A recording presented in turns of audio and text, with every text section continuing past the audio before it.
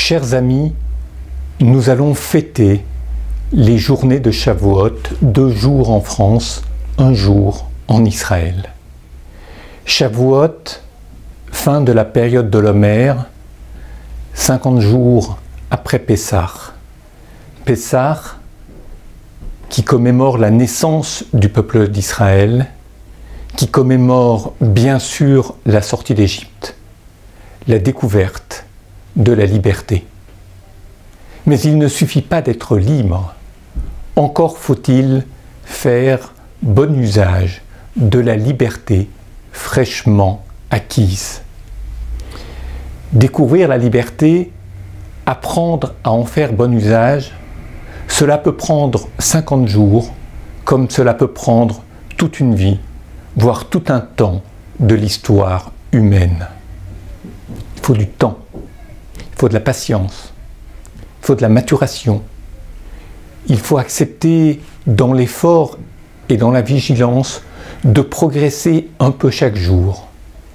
Tel est peut-être le sens du décompte de l'Homer, pour parvenir à Shavuot à l'idée qu'il n'y a de vraie liberté qu'une liberté responsable. Mais qu'est-ce que c'est qu'une liberté responsable? On est responsable en toute liberté à partir du moment où l'on choisit de faire des choses pas seulement pour se faire plaisir, pas simplement parce qu'on y trouve notre compte, notre plaisir, notre gratification, parce que l'on est complimenté pour ce que l'on fait, parce que l'on sait que l'on est un héros du fait qu'on a réussi à accomplir telle ou telle chose. Il y a beaucoup de devoirs que l'on fait parce qu'il en est ainsi, parce que l'autre en tire profit même lorsque nous ne savons pas où et sous quelle forme s'affiche le bénéfice de nos actes chez les autres personnes qui en sont les bénéficiaires. Alors à ce moment-là, cela exige une sorte d'abnégation. On fait les choses par devoir, on fait les choses parce qu'on sait que d'autres en tireront profit, même si nous ne sommes pas témoins de ce moment où les autres tirent profit.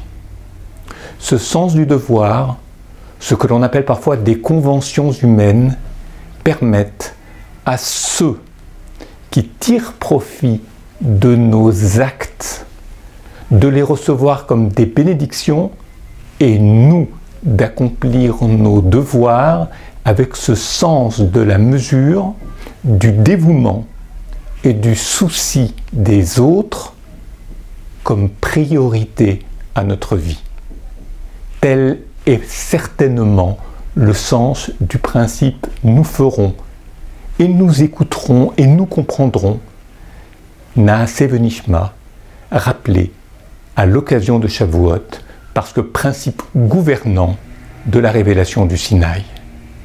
Voici ce qu'il importait de rappeler à l'occasion des fêtes de Shavuot, Chag Sameach à l'ensemble de la communauté juive en France, Chag Sameach pour tous ceux et celles qui nous sont proches, et Chag Sameach pour l'État d'Israël.